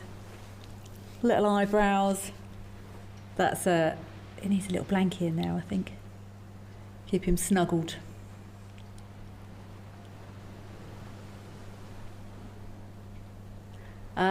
Thank you.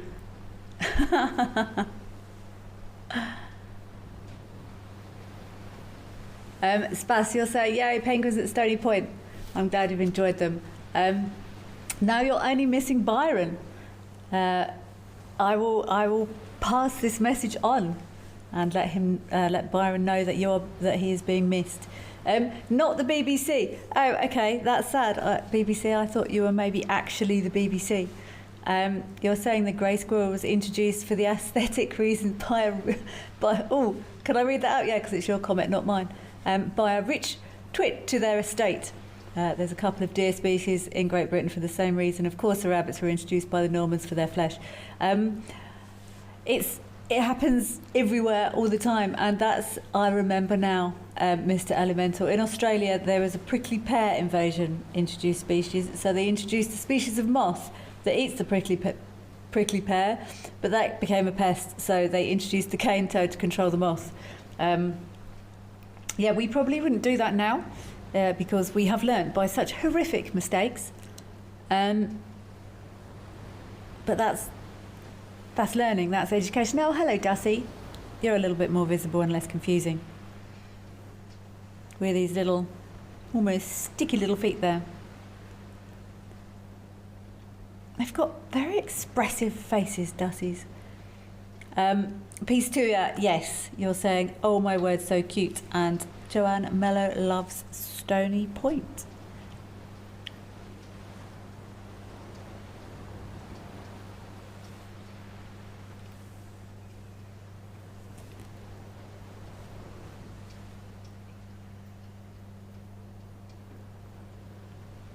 I just think they've got such expressive faces, Dussies. I can never quite work out if they're like a cross between a rabbit and a cat, or they're certainly very unique looking things.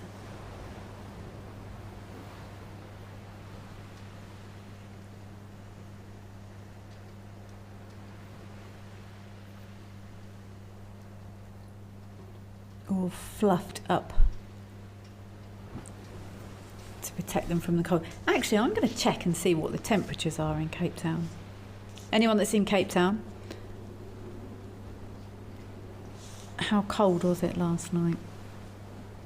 Oh, okay. That's not too bad.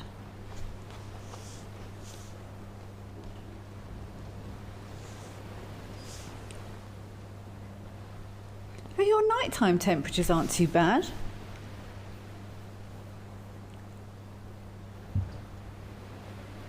"12 degrees. Yeah, that's pretty cold.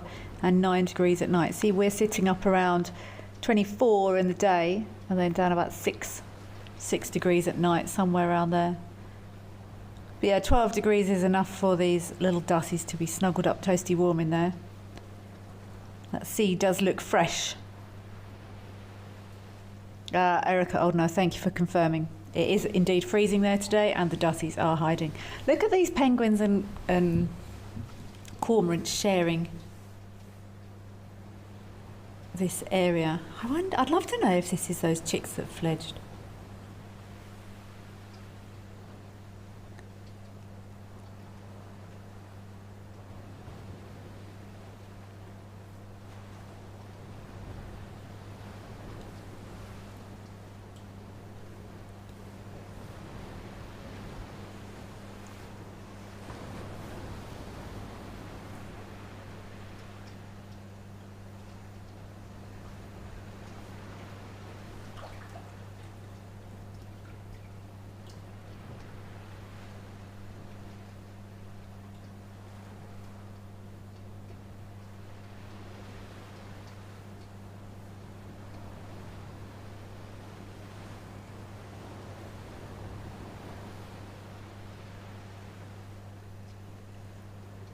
That's actually an interesting image. When you see them stood next to each other like that in a similar sort of posture, they're not dissimilar. You would think of penguins to be like no other birds on Earth. But they're not that dissimilar sort of body structure wise, are they, when you see them all standing like that outside of the water.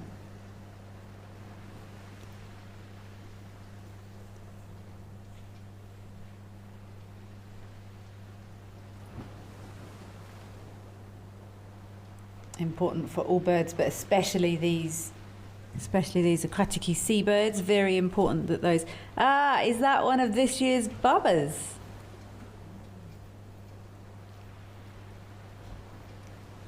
It looks like it might be to me.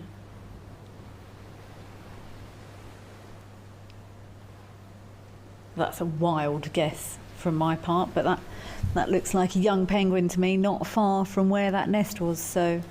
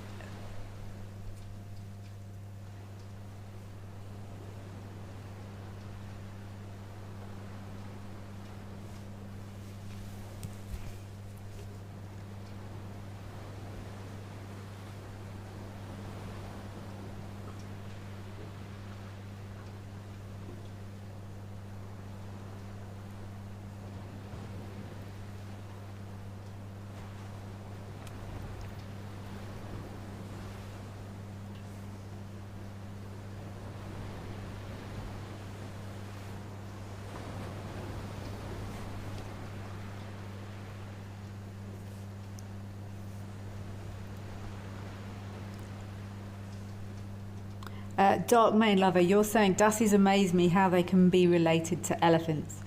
Indeed, I don't talk about it too much. They do have a... they're very distant cousins. They did diverge? They did split apart millions of years ago. Genetically, they are, I would probably say, very distant cousins. They've got a similar tooth structure. They've got a similar foot structure, and they've got sort of, there's a couple of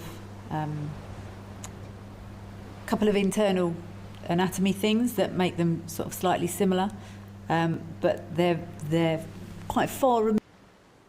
Dussies actually sit alongside historically elephants and also manatees and dugongs.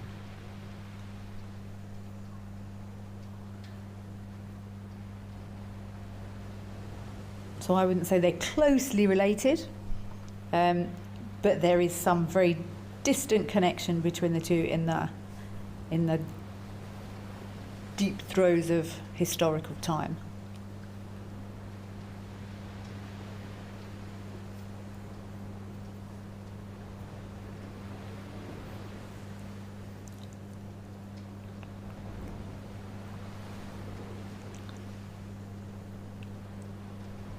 I like seeing. I like Dussie's feet.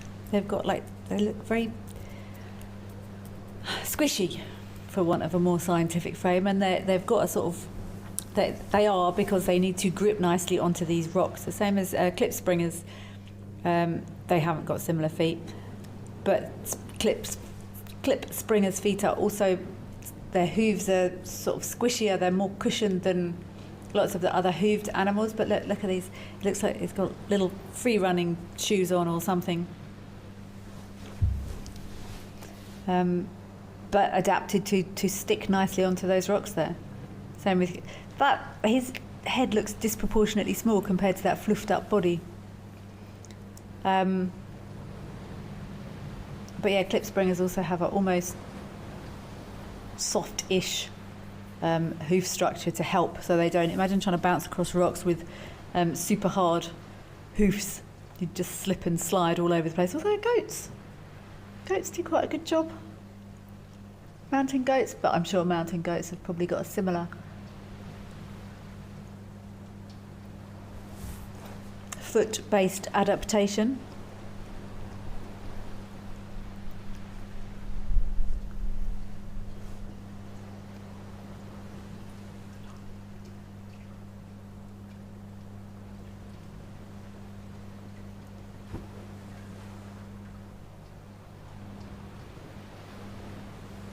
Had a nice little grooming session there.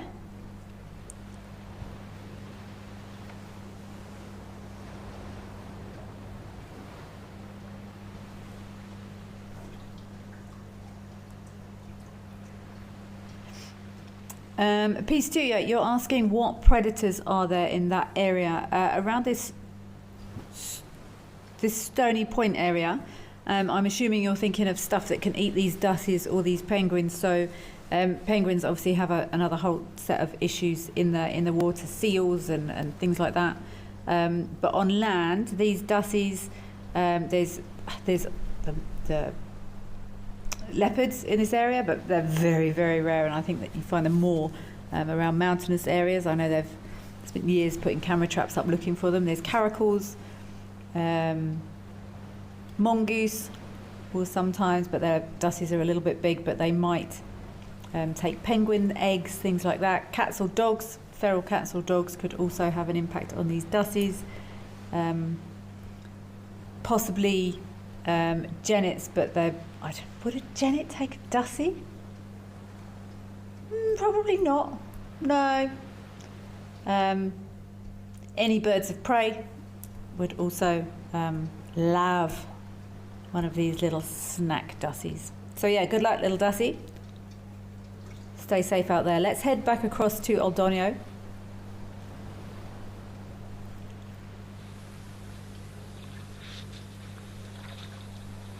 Moonbeam Smith, you're asking what's the collective noun for dussies? God, I've got no idea. Moonbeam Smith, is the collective noun a herd or a gang or a posse? For dussies, I've got no idea. I don't know. If I saw a group of dussies, I'd say, oh, look at the... I'd probably say family, but... Oh, look at this giraffe getting a look in. Go you, giraffe. Anyone that knows what the collective noun for dussies is, please get in touch. I was somewhere the other day, I can't remember where I was, and I saw a list on the wall of a bathroom listing lots of collective nouns. But I don't know what the collective noun for a group of dussies is. I'm not actually very good at collective nouns because, and this is again quite controversial, but I think I'm going to say it anyway, I'm not sure who decided them. I don't know if there's like an international collective noun society or a board of directors of collective nouns somewhere in the world. If they've been decided by science. Because sometimes there's lots of them for some species. There'll be sort of 3 or 4, and it makes me think, are we just making these up as we go along? Look at all these. Look how dark that giraffe's legs are, especially those back legs. Very unique coat patterns on these Maasai giraffes. Oh, we're going to get 3 in a row.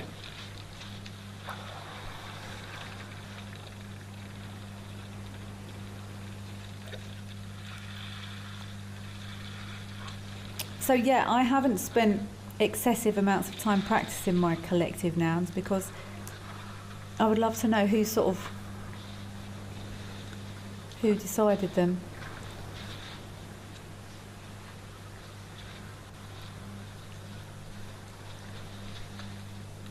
Maybe there is. If there is, then I stand completely corrected.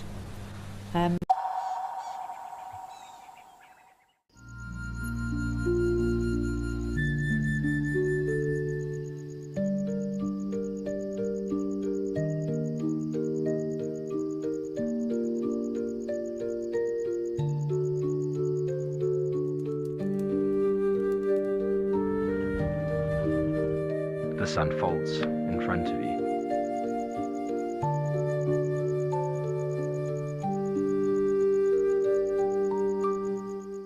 The Wild Earth Impact Foundation is a non-profit that uses the power of wildlife storytelling as a force for good. We create sustainable development projects that showcase conservation stories, empower people, and inspire environmental action.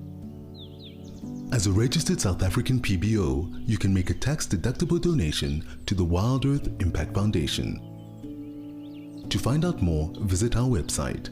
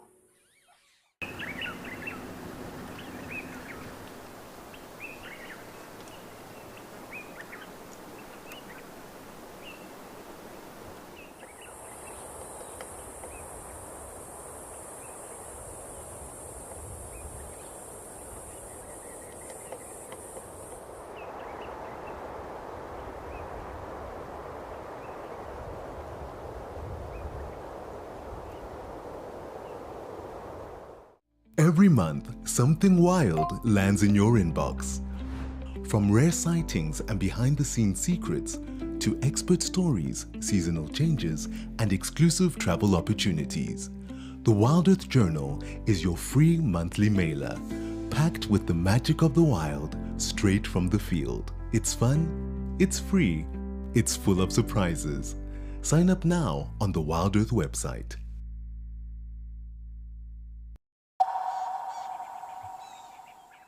Is a group, a huddle, or a wawa?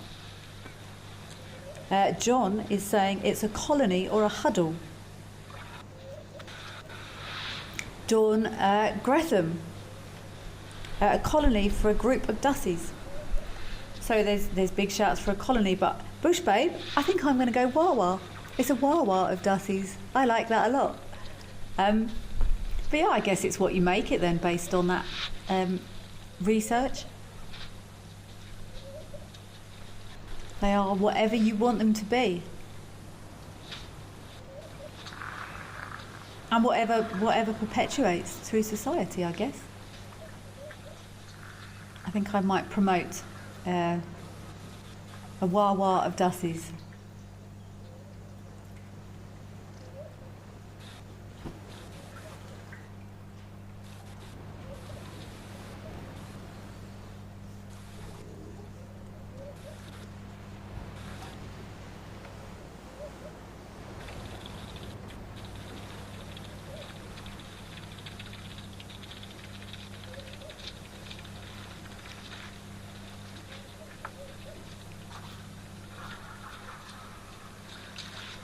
Huh, okay.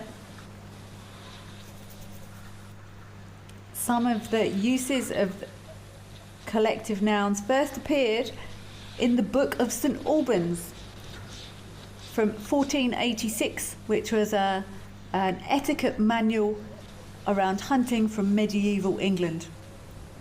I wonder if there's a wah-wah of dussies in there.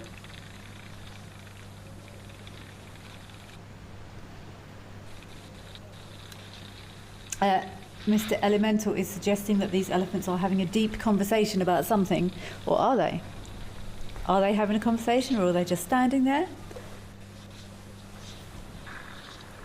Are they stand napping? Are they day napping?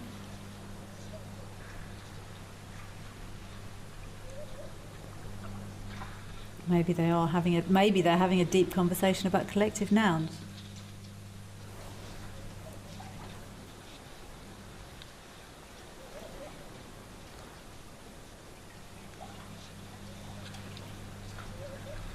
It's actually a really nice demonstration of how dubious I am to use any information from anywhere now. I almost always go to either a book, and I've got quite a lot of nice books, but I even see one of my African animal behaviour books was published in like 2009, so goodness knows what has been discovered since 2009, the rates at which science is growing. Even my reptile book, when was that published? After having extensive discussions around the taxonomy of monitor lizards quite some time ago. See, even this was published it was first published in 2007.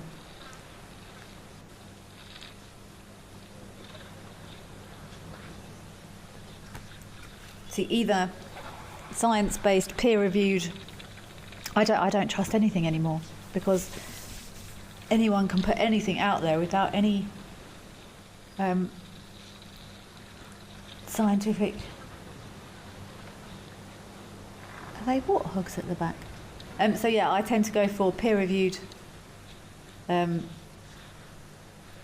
science papers and research. Oh, I've got homework that I did not hand in from yesterday. That I did quite a lot of reading around yesterday. I was waiting for an opportune moment to share it, but we're nearly out of time, so I'm going to share it anyway. There is no scientific evidence that lion poo stops cats or dogs from going on your garden. I looked, I checked various areas. There is no science backing for it. I saw there was a product in the UK that that's what I was doing. It was about 10:30 last night, actually. I was going through reviews on a product from a well-known distribution site, reading about how people had experienced the use of said product when it came to keeping cats or indeed foxes off their gardens. That's what I was doing last night. Some people said it was brilliant. Some people said it did absolutely nothing at all. I then tried to find the contents of said product and whether or not there really was any lion poo in it. I could not find the contents of said product. There were suggestions that the main component of the product was ammonia. It was more it looked like it was more a fertiliser. It just had a picture of a lion on it. I spent quite some time last night trying to investigate if lion poo keeps cats or foxes off gardens. There was some feedback that said cats were encouraged by said product. Also, there was some fox deterrents, and there was some feedback that said it also encouraged the foxes. So I could not find any scientific evidence that it worked. I was also giving it more thought this morning. And then I thought, I'm going to ask people I know with actual access to lion poo. And the more I thought about it, the more I found it highly unlikely that anyone I know with regular access to lion poo would be collecting that lion poo to try and keep cats out of their gardens. I just don't think being involved in any way, shape or form with lion scat would be worth it. Lion scat carries various the product I was reading the reviews on did refer to lion dung. It also referred to lion manure. And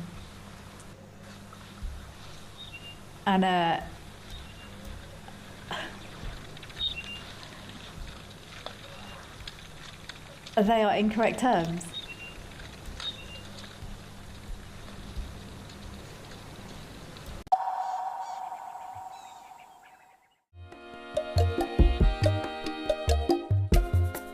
My name is Amy, and today we're going to be doing things a little bit differently.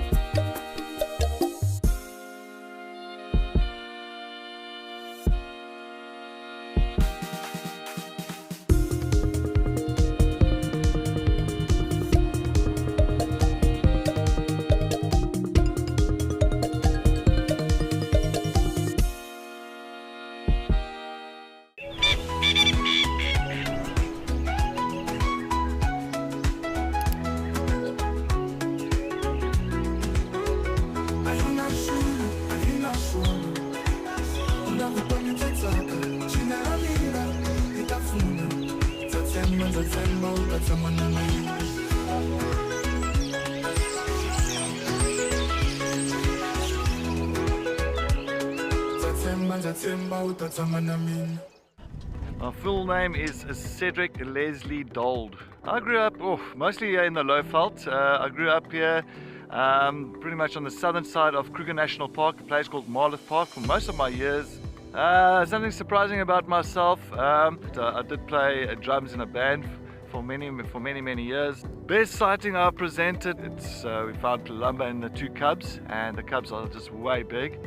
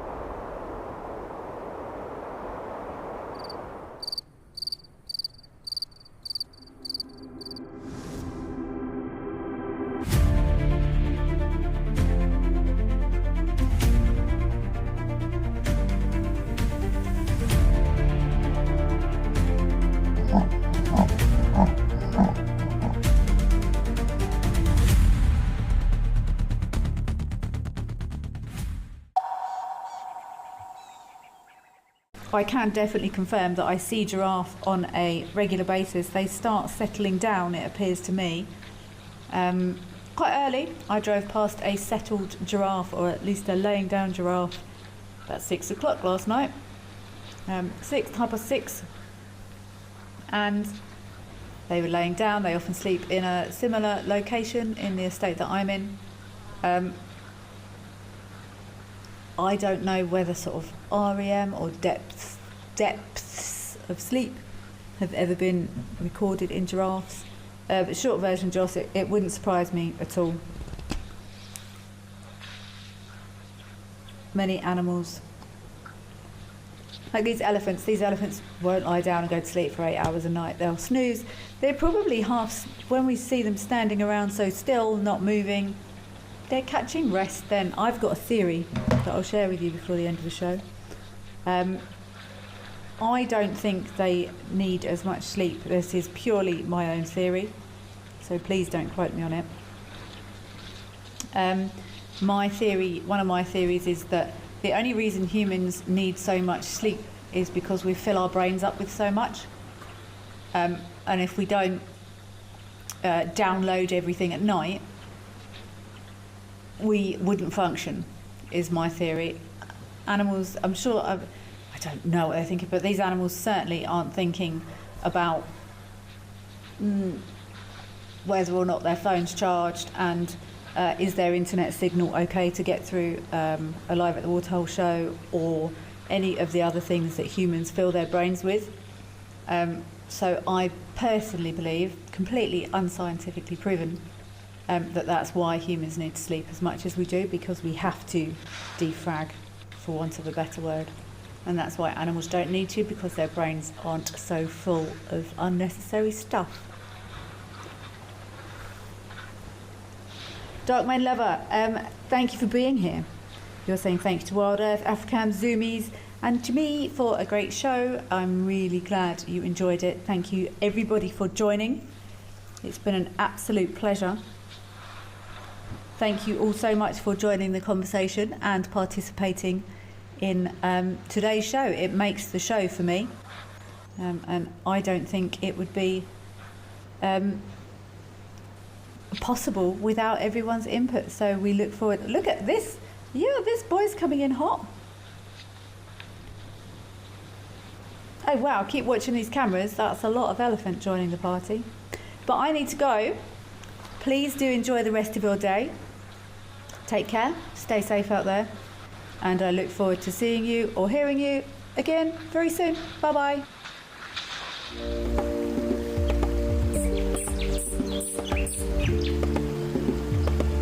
Welcome to Safari Spotlight. Today we will be going on an adventure through some of South Africa's most spectacular nature havens. Our locations are diverse and unique and at the forefront of ecotourism and conservation. Amidst fantastic scenery and incredible wildlife, we'll be finding out all the interesting facts about the flora and fauna whilst bathing in the sheer beauty of Africa.